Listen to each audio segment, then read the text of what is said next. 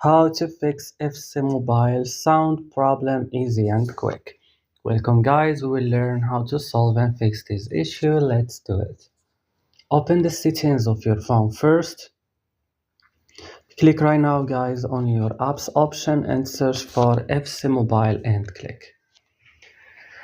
Scroll down here this list, click storage and click clear cache. And back after that, click on force stop and click OK.